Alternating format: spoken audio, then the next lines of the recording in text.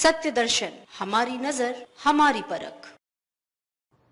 नमस्कार, आप देख रहे हैं सत्य दर्शन न्यूज। आइए नजर डालते हैं आज की मुख्य खबरों पर।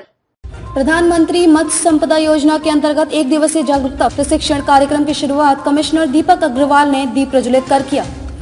इसमें मुख्य रूप से सुधांशु शर्मा, क्षेत्रीय निदेशक राष्ट्रीय सहकारी विकास निगम लखनऊ व NS रहमानी उप निदेशक मत्स्य वाराणसी लोग उपस्थित रहे। NS रहमानी उप निदेशक मत्स्य वाराणसी मंडल उपस्थित रहे। ये प्रधानमंत्री मत्स्य संपदा योजना के विकास के क्रम में national cooperative development corporation NCDC जो है, अब मछुआरों के संगठन को एक तरीके से सामूहिक रूप से मत्स्य पालन के कार्य को बढ़ावा दिया जाए।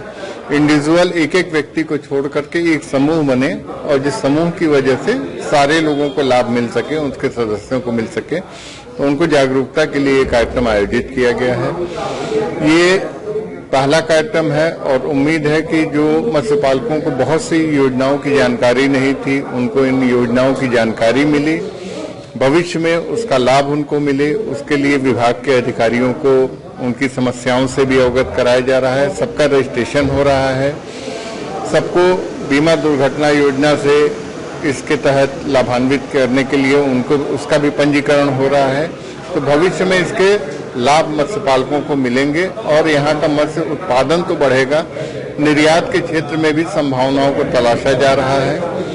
पिछले दिनों इसके लिए नई दिल्ली से लेकर के बॉम्बे तक से अधिकारी आए थे, उनकी भी बैठक हुई। तो यहाँ की मछलियों का संरक्षीकरण करके और उसको निर्यात के लिए विदेश भेजने तक की उस पर कार्य चल रहा है। समस्याएं क्या निकल के सबसे ज्यादा अधिकारियों को आ रही है? समस्याएं जो पट्टों के पंजीकरण को लेकर के कुछ सहकारी समितियों की ओर से ये समस्याएं हैं कि पंजीकरण को लेकर किन किन बिंदुओं पे समस्याएं आ रही हैं। तो माननीय आयुक्त महोदय ने ये आश्वस्त किया है उनको कि इन समस्याओं को यथाशीघ्र वो निस्तारित कराएंगे। आज का ये कार्यक्रम जो वाराणसी जनपद में आयोजित किया जा रहा है, ये भारत सरकार के मत्स्य पालन विभाग और राष्ट्रीय सहकारी विकास निगम के संयुक्त तत्वाधान से आयोजित किया गया है।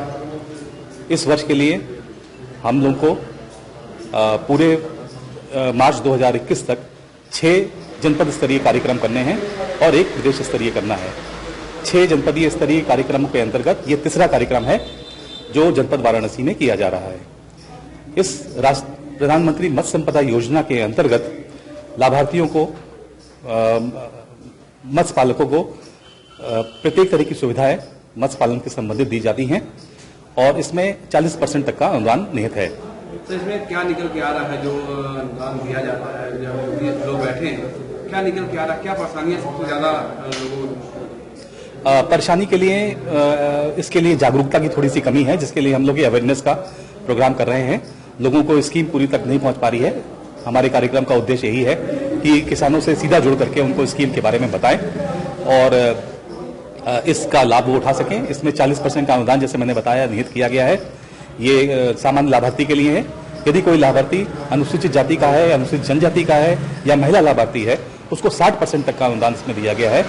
शेष जो 40% जो बचता है, उसका 90% तक राष्ट्रीय सहकारी विकास निगम ऋण के रूप में 5 से 8 वर्षों के लिए उपलब्ध कराएगा और शेष 10% वो लाभार्थी को अपने पास से इसको लगाना पड़ेगा।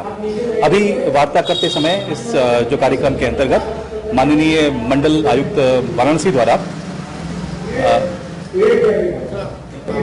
माननीय मंडल आयुक्त द्वारा ये जिज्ञासा व्यक्त की गई कि क्लस्टर में लोगों को इकट्ठा करके, मत्स्य पालकों को इकट्ठा करके उनके प्रोड्यूस का, उनका जो उत्पाद है उसको मार्केट किया जा सके। क्योंकि अगर व्यक्तिगत रूप से जो उत्पाद पैदा कर रहे हैं उसको अगर हम लोग मार्केट करेंगे, विपणन करेंगे उसका, तो उसमें किसान को उचित मूल्य नहीं मिल पाता है। तो उनका उद्देश्य, उनकी ये मंशा थी कि चूंकि मत्स्य के उत्पादन में डिमांड की कोई कमी नहीं है, तो इसको हम लोग क्लस्टर बना करके इसको करा जा सके। इस संबंध में एक स्कीम भारत सरकार की ओर है जिसमें FFPO इसको बोलते हैं। ये मत्स्य पालक कृषक उत्पादन संगठन के नाम पे है, जिसमें 100 सदस्य एक साथ जुड़ करके इस काम को कर सकते हैं। इसके बारे में विस्तार से यहाँ जानकारी दी गई है। किसान लाभान्वित हुए हैं, जो लोग आए हैं इनको जानकारी का थोड़ा अभाव था, अब वो पूरे उत्सुक है।